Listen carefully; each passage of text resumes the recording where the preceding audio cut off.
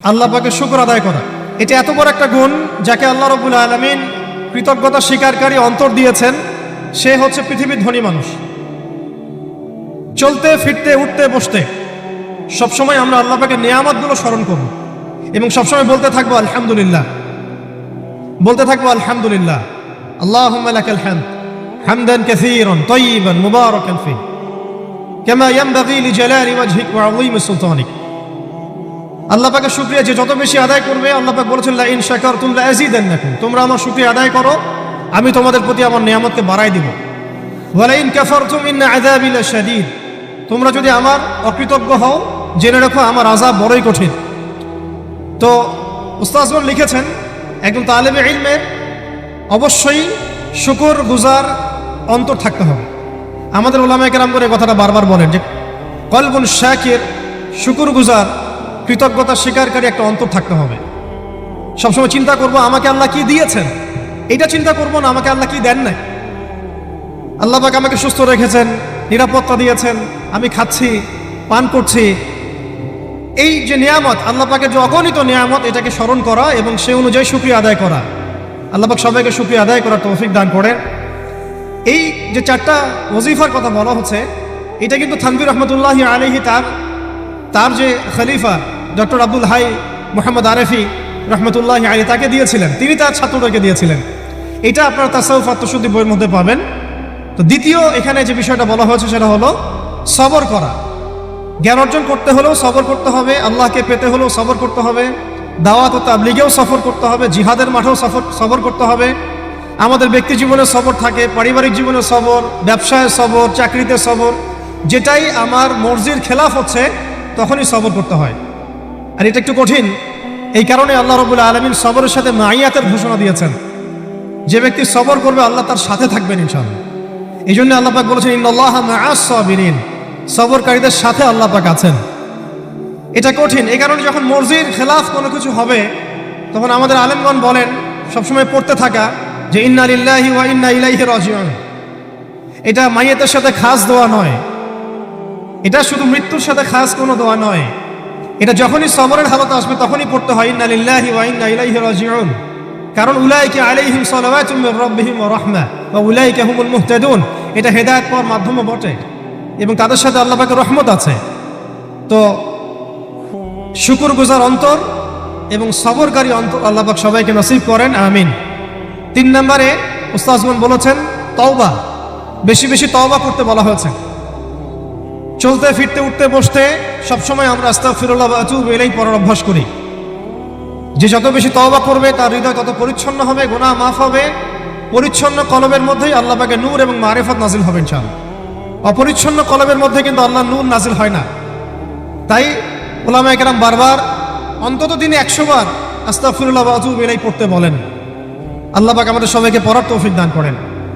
আর 4 number যেটা এই কিতাবে এসেছে সেটা হচ্ছে ইস্তেআযা, অর্থাৎ ভবিষ্যতের কোনো বিষয়ের জন্য আমাদের যদি আশঙ্কা সৃষ্টি হয়, না জানি এটা আমার উপর বিপদ আসবে কিনা, ভয়, আশঙ্কা, আতঙ্ক, এই বিষয়গুলো যদি আমাদের ভিতরে আসে, অর্থাৎ ভবিষ্যৎ নিয়ে কোনো শঙ্কা, তখন বেশি বেশি আল্লাহর কাছে আশ্রয় প্রার্থনা করতে বলা হয়েছে। পড়তে বলা হয়েছে আউযু বিল্লাহ, আউযু বিল্লাহ, অথবা আউযু বিকালিমাতিল্লাহি তাম্মাতি মিন শাররি মা খালাক, অথবা আউযু বিল্লাহি মিনাশ শাইতানির রাজীম, আউযু বিল্লাহিস সামিউল আলীম মিনাশ শাইতানির রাজীম মিন নাফখিহি ওয়া নাফসিহি ওয়া হামজিহি। একবার আমার মনে আছে যে একটা জটিল মাসালা নিয়ে আমরা আমাদের মহতারাম খতিব সাহেব বাইতুল মুকাররমের বর্তমান খতিব সাহেব তার দ্বারস্থ হয়েছিলাম। একটা মুশকিলা দেখা দিয়েছে, একটা দোয়া শিখিয়ে দেন যে দোয়ায় আমল করলে ইনশাআল্লাহ এটা চলে যাবে। তা আমাকে তিনি পার্সোনালি বলেছিলেন যে এই দোয়াটা যেটা আমি এখন শিখিয়ে দিচ্ছি আপনাকে, এই দোয়াটা জিবরাইল আলাইহিস সালাম রাসূলুল্লাহ সাল্লাল্লাহু আলাইহি ওয়াসাল্লামকে শিখিয়ে দিয়েছিলেন এবং রাসূলুল্লাহ সাল্লাল্লাহু আলাইহি ওয়াসাল্লাম এই দোয়াটা খালিদ বিন ওয়ালিদ রাদিয়াল্লাহু আনহুকে শিখিয়ে দিয়েছিলেন। তো শোনার এবং শেখার খুব আগ্রহ ছিল, তা আমি লিখে নিচ্ছিলাম এবং নোট করছিলাম। এই দোয়াটা যদি আপনারা পড়তে পারেন, ভবিষ্যতের যে কোনো শঙ্কা, আশঙ্কা, বিপদ আপদ, বালা মুসিবত, এই বিষয়গুলোর ব্যাপারে আল্লাহর পক্ষ থেকে একটা সাকিন এবং সুকুন হৃদয় নাজিল হবে ইনশাআল্লাহ। একটু বড়, যেহেতু এখানে তালেবে ইলমগণ অনেক, তারা তো শুনলেই মুখস্থ করতে পারবেন, তাই আমি নোট করে আনছি। এবং জ্ঞান তো লুকিয়ে রেখেও লাভ নাই, প্রচার করলেই লাভ। আপনারা আমল করলে আমি নাকি পাবো ইনশাআল্লাহ। তো এই দোয়াটা হচ্ছে আউযু বিকালিমাতিল্লাহি তাম্মাতিল্লাতি লা ইউজাবিজুহুন্না বাররুন ওয়ালা ফাজির মিন শাররি মা খালাকা ওয়া যারআ ওয়া বারআ ওয়া মিন শাররি মা ইয়ানজিলু মিনাস সামাই ওয়া মা ইয়া'রুজু ফিহা ওয়া মিন শাররি মা যারআ ফিল আরদি ওয়া মা ইয়াখরুজু মিনহা ওয়া মিন শাররি ফিতানিল লাইলি ওয়ান নাহার ওয়া মিন শাররি তাওয়ারিকিল লাইল ইল্লা তাওয়ারিকান ইয়াতরুকু বিখাইরিন ইয়া রাহমান। এই দোয়াটার উপর আমল করতে থাকেন, দেখেন ভবিষ্যতের আশঙ্কা দূর হয়ে যাবে ইনশাআল্লাহ। আল্লাহ পাক আমাদের সবাইকে 4টা গুণ হাসিল করার তৌফিক দান করেন। এইগুলো লম্বা কথা বলা যায়, আমি সংক্ষিপ্ত করে বললাম যে আল্লাহ পাক আমাদেরকে জীবনের উদ্দেশ্যটাকে ফিক্স করার তৌফিক দান করেন, যে আমরা পৃথিবীতে এসেছি আল্লাহর ইবাদত করতে এবং তার দিন কায়েম করতে। এবং এই মিশনে আমাদের প্রথম দরকার হচ্ছে দ্বীনি ইলম অর্জন করা, এবং এটা একটা লম্বা সিলসিলা, এই ব্যাপারে তাড়াহুড়ো না করা। এবং 3 নাম্বার, বুজুর্গ ওলামা ইকরামদের সোহবতে থেকে দ্বীনের জ্ঞান হাসিল করা। এতে করে জ্ঞানের সাথে সাথে আধ্যাত্মিকত্ব হাসিল হবে ইনশাআল্লাহ। আর আধ্যাত্মিকত্ব হাসিল না হলে বাইরের চোখ দিয়ে যদি আমরা দেখি, তাহলে এই বিশ্বটাকে চিনতে, বুঝতে এবং সমাধান বের করতে আমরা বেগ পাবো। এবং কোনো কোনো ক্ষেত্রে আমরা সত্যকে মিথ্যা মনে করতে পারি, মিথ্যাকে সত্য মনে করতে পারি। আল্লাহ পাক আমাদের খিদির আলাইহিস সালামের দৃষ্টিভঙ্গি দান করেন, আমিন। আর 4 নাম্বার, প্রত্যেক তালেব ইলমের এবং যারা আল্লাহর পথের সেনানী হতে চান, হতে চাই, আমরা মুজাহিদ হতে চাই, মুবাল্লিগ হতে চাই, মুহাদ্দিস হতে চাই, বা দ্বীনের পথে আমরা শহীদ হতে চাই, এই তামান্না যাদের আছে তাদেরকে 4টা গুণ হাসিল করতেই হবে। আল্লাহ পাক তৌফিক দান করেন। 1 নাম্বার শুকর, 2 নাম্বার সবর, 3 নাম্বার তওবা এবং 4 নাম্বার ইস্তেআযা বা আশ্রয় প্রার্থনা। আবার বলছি, 1 নাম্বার শুকর, বেশি বেশি শুকরিয়া আদায় করা, 2 নাম্বার সবর করা, 3 নাম্বার হচ্ছে পূর্বের পাপের জন্য তওবা করা, এবং যখনই পাপ হবে তখনই তওবা করা। ওলামা ইকরামগণ বলেন যে সকাল সন্ধ্যায় সাইয়্যিদুল ইস্তিগফার কখনো না ছাড়া, সকাল সন্ধ্যায় সাইয়্যিদুল ইস্তিগফার কোনো অবস্থায় যেন না ছাড়া। এটা নিশ্চয়ই আপনাদের মুখস্থ আছে। আল্লাহুম্মা আনতা রাব্বি লা ইলাহা ইল্লা আনতা খালাকতানি আনা আবদুক ওয়া আনা আলা আহদিকা ওয়া ওয়া'দিক মাস্তাতা'তু আউযু বিকা মিন শাররি মা সানা'তু আবু'ু লাকা বিনি'মাতিকা আলাইয়া ওয়া আবু'ু বিযানবি ফাগফির লি ফাইন্নাহু লা ইয়াগফিরু যুনুবা ইল্লা আনতা। এই দোয়াটা কখনো না ছাড়া। এবং যখন পূর্বের কোনো পাপের কথা মনে হয় যে এতদিন আগে আমার একটা পাপ হয়ে গিয়েছিল, মনটা একটু খারাপ হতে পারে, চোখে পানি আসতে পারে, ইমিডিয়েটলি পড়তে বলা হচ্ছে আস্তাগফিরুল্লাহ ওয়া আতুবু ইলাইহি, আস্তাগফিরুল্লাহ ওয়া আতুবু ইলাইহি। আল্লাহ পাক সবাইকে খাস তওবা করার তৌফিক দান করেন। এবং 4 নাম্বার হচ্ছে আমাদের জন্য জরুরি, সেটা হলো ইস্তেআযা বা আল্লাহ পাকের কাছে আশ্রয় প্রার্থনা করা। আল্লাহ রাব্বুল আলামিন আমাদের সবাইকে তার কাছে আশ্রয় প্রার্থনা করার তৌফিক নসিব করেন, আমিন। 5 নাম্বারটা হচ্ছে যে চলমান যে ফিতনাগুলো আছে আমাদের সামনে, এই ফিতনাগুলোকে কাগজে কলমে আইডেন্টিফাই করা।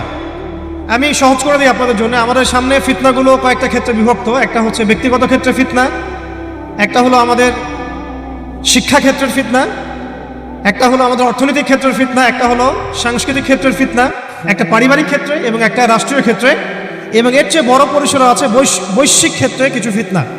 এই ফিতনাগুলোকে আমাদেরকে কাগজে কলমে এবং আল্লাহর নূর দিয়ে, কোরআন সুন্নাহর চোখ দিয়ে আইডেন্টিফাই করতে হবে এবং সেগুলোকে সমাধানের পথ খুঁজে বের করতে হবে। আল্লাহ পাক আমাদের সবাইকে তৌফিক দান করেন, আমিন। আমাদের যে গন্তব্য, যে আমরা চাই আল্লাহর জমিনে দিন কায়েম হোক, এই গন্তব্যে ইস্তেকামা ধরে রাখা বা ধারাবাহিকতা বজায় রাখা। এমন যেন না হয় যে আমাদের কিছুদিনের কাজ খুব গতিসম্পন্ন হচ্ছে এবং বাকি কাজ মন্থর হচ্ছে, এমনটা যেন না হয়। সিরাতের সুন্নতে নবী সাল্লাল্লাহু আলাইহি ওয়াসাল্লাম যেভাবে দীর্ঘ 23 বছর তার দাওয়াত এবং জিহাদের মিশন চালিয়েছেন, এইভাবে আমরা যেন আমাদের এই গন্তব্যটাকে হাসিল করতে পারি এবং সবর বজায় রাখি, ইস্তেকামা ধরে রাখি, আধ্যাত্মিকতা ধরে রাখি এবং যা জানি তার উপর আমল করার চেষ্টা করি, সুন্নাহ ভিত্তিক জীবনযাপন করার চেষ্টা করি। আল্লাহ পাক সবাইকে তৌফিক দান করেন, আমিন। যদি রিজিকটা আমাদের হালাল না হয়, তাহলে এই যে এত বড় বড় কথা বলছি বা এত বড় স্বপ্ন দেখছি, এগুলো কিন্তু ভাই আসলে বাস্তবায়ন করা খুব কঠিন হবে। কোনো কোনো ক্ষেত্রে হয়তো সম্ভবও হবে না। ইন্নাল্লাহা তাইয়্যিব লা ইকবালু ইল্লা তাইয়্যিব। আল্লাহ পাক পবিত্র, তিনি পবিত্র ছাড়া কিছু কবুল করেন না। আর এখন রিজিকের মধ্যে যত ফিতনা, সুদের ফিতনা আছে, ঘুষের ফিতনা, দুর্নীতির ফিতনা, কাগজের টাকার হারামের কিছু ফিতনা চলে আসছে এর ভিতরেও, ক্রিপ্টোকারেন্সির ফিতনা আসতেছে সামনে। এছাড়া আছে আমাদের মার্কেটের সিন্ডিকেট, পণ্য মজুত করা, বাপে কম দেয়া, মানে হারাম খাওয়ার যতগুলো অপশন আছে, আমার মনে হয় এই জামানায়, এই যুগে এটা সবচেয়ে বেশি উন্মুক্ত আমাদের সামনে। তো হারাম খাওয়া সহজ, হালালে চলা একটু কঠিন, তবে হালাল খাওয়াটা অসম্ভব নয়। আল্লাহ পাক সূরা তালাকের মধ্যে বলেছেন, ওয়া মান ইয়াত্তাকিল্লাহা ইয়াজআল লাহু মাখরাজা। যে ব্যক্তি আল্লাহকে ভয় করে, আল্লাহ পাক তার জন্য রাস্তা বের করে দেন। ওয়া ইয়ারযুকহু মিন হাইসু লা ইয়াহতাসিব, এবং এমন উৎস থেকে আল্লাহ পাক তাকে রিজিক দেন যা সে কখনো কল্পনাও করে নাই। আল্লাহ পাক আমাদের সবাইকে হালাল খাবার তৌফিক দান করেন, আমিন। প্রত্যেককে কমপক্ষে পার্ট টাইম দাওয়াতের কাজ করতে হবে। দাওয়াত এবং তাবলীগের কাজটা এটা এখন আমভাবে সকলের উপর বর্তিয়ে গিয়েছে। এটা ব্যাপারটা এমন নয় যে ওলামায়ে কেরামগণ দাওয়াতের কথা বলবেন, তাবলীগের কথা বলবেন, আমাদের উপর কোনো জিম্মেদারি নাই। ব্যাপারটা কিন্তু এমন নয়। আমাদের প্রত্যেককে সৎ কাজে আদেশ করতে হবে, অসৎ কাজে নিষেধ করতে হবে। এবং আপনারা তো সবাই জানেন, হুযায়ফা রাদিয়াল্লাহু আনহু থেকে যে হাদিসটা বর্ণিত হয়েছে সহিহ মুসলিম শরীফে এসেছে, যে যদি আমরা সৎ কাজে আদেশ না করি, অসৎ কাজে নিষেধ না করি, তাহলে আল্লাহর পক্ষ থেকে বিপদ আপদ, বালা মুসিবত, গজব আসবে। এই সময় ওই কম দোয়া করবে, কিন্তু এই দোয়া আল্লাহর দরবারে কবুল হবে না। তাই আল্লাহ রাব্বুল আলামিন আমাদের সবাইকে সৎ কাজে আদেশ করার তৌফিক দান করেন, অসৎ কাজে নিষেধ করার তৌফিক দান করেন, হালাল খাওয়ার তৌফিক দান করেন, এবং দাওয়াত ও তাবলীগের সবাইকে এই মেহনতে যুক্ত থাকার তৌফিক দান করেন। প্রথম আমাদেরকে আমাদের জীবনের উদ্দেশ্যটাকে ফিক্স করতে হবে। আমরা পৃথিবীতে কি উদ্দেশ্যে এসেছি, এই উদ্দেশ্যটাকে বোঝা এবং সেই অনুযায়ী আমল করা, এটা হলো আমাদের জীবনের প্রথম কাজ। তো উপস্থিত তারুণ্যের প্রতি আমার প্রথম আজকের নসিহত, যে আমরা যেন আমাদের জীবনের লক্ষ্য এবং উদ্দেশ্যটাকে উপলব্ধি করতে সক্ষম হই। আল্লাহ পাক সবাইকে তৌফিক দান করে দেন। এ বিষয়ে দুটো কথা আলোচ করতে চাই। একটা তো আল্লাহ পাক সূরাতুজ যারিয়াতের মধ্যে বলেছেন, বা'দা আউযু বিল্লাহি মিনাশ শাইতানির রাজীম, ওয়া মা খালাকতুল জিন্না ওয়াল ইনসা ইল্লা লিয়াবুদুন। আমি জিন জাতি এবং মানব জাতিকে শুধুমাত্র আমার ইবাদত করার জন্যই সৃষ্টি করেছি।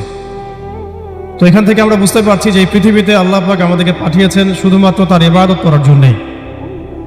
আর এটা আল্লাহ পাকের অনেক বড় দয়া যে আল্লাহ রাব্বুল আলামিন আমাদের ব্যক্তিগত কাজ, অর্থনৈতিক কাজ, আমাদের ব্যবসা বাণিজ্য, পরিবার, স্ত্রী সন্তান, মুআমালাত, মুআশারাত, এগুলোকে ইবাদতের মধ্যে অন্তর্ভুক্ত করেছেন যদি আমরা কয়েকটা শর্ত পূরণ করতে পারি।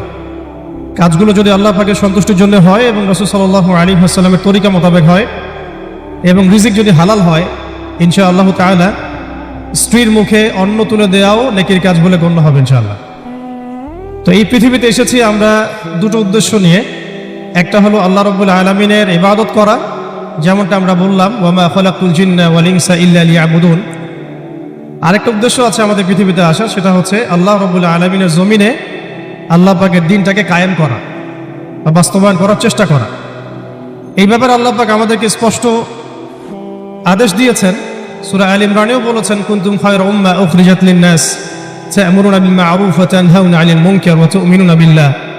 ঠিক একইভাবে আল্লাহ রাব্বুল আলামিন সূরা মুহাম্মাদের মধ্যেও বলেছেন, ইন তানসুরুল্লাহা ইয়ানসুরকুম ওয়া ইউসাব্বিত আকদামাকুম।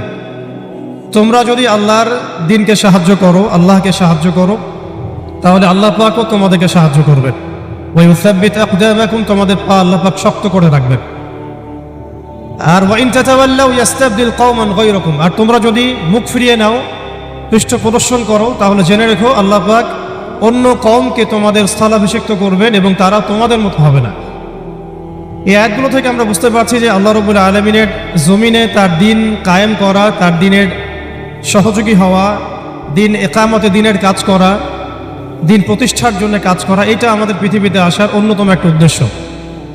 তাই আমি তরুণ ভাইদেরকে হৃদয়ের অন্তঃস্থল থেকে অনুরোধ করব, জীবনের উদ্দেশ্য সম্পর্কে আমরা সচেতন হই। আমরা পৃথিবীতে শুধু খেলতামাশা করতে আসি নাই, সময় নষ্ট করতে আসি নাই, শুধু চাকরির পিছনে ছুটতে আসি নাই, ব্যবসার পিছনে ছুটতে আসি নাই। আমাদের এই পৃথিবীতে আসার একটা উদ্দেশ্য আছে, একটা মোটিভ আছে, সেটা হলো নিজে আল্লাহর ইবাদত করব এবং আল্লাহর দ্বীন এর তাবলীগ, দাওয়াত এবং জিহাদে অংশ নিব, যাতে করে আল্লাহর জমিনে আল্লাহর দ্বীন কায়েম হয়। আল্লাহ পাক আমাদের সবাইকে মকবুল কাফেলায় শামিল করেন, আমিন। দ্বিতীয় যে বিষয়টি আমি বলতে চাই সেটা হলো, এই যে মহান একটা মিশন নিয়ে আমরা পৃথিবীতে এসেছি, এটাকে বাস্তবায়ন করতে হলে আমাদেরকে ইলম অর্জন করতে হবে। ইলম অর্জন না করে যদি আমরা কোনো কাজ করতে যাই, সেখানে উপকারের জায়গায় ক্ষতি বেশি হতে পারে।